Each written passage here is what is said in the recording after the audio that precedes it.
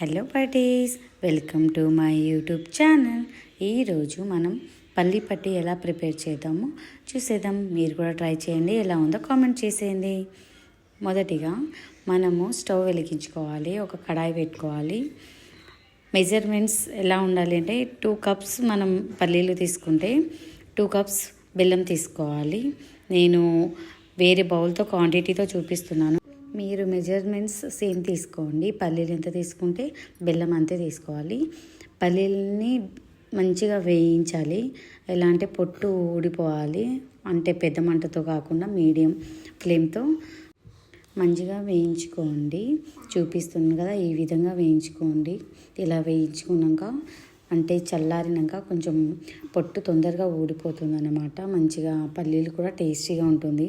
ఈ కలర్ రావాలి పల్లీలు వేయించుకుంటే.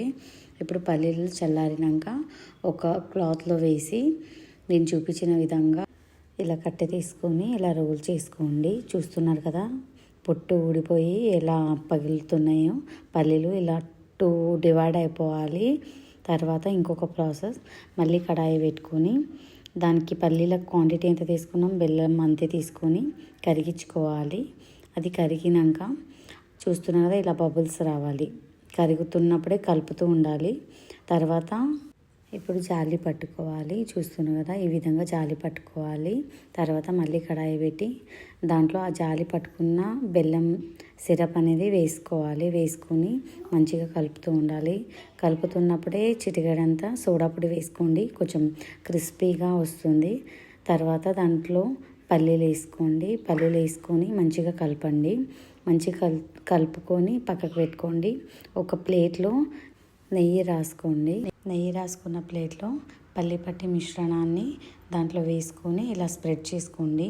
స్ప్రెడ్ చేసుకునేటప్పుడు స్పూన్ కానీ ఒక గ్లాస్ కానీ దానికి కొంచెం అడుగున నెయ్యి రాసి ఇలా స్ప్రెడ్ చేసుకోవాలి. దాన్ని కూల్ అవ్వడానికి వదిలేయండి. కొంచెం లైట్గా కూల్ అయినాక ఇలా కట్ చేసుకోండి, ఎందుకంటే మొత్తం కూల్ అయినాక రాదు కాబట్టి. చూడండి, ఇప్పుడు కూల్ అయింది. నేను ఎలా తీస్తున్నానో ఇలా కూల్ అయినాక ఇలా విరుగుతుంది అన్నమాట.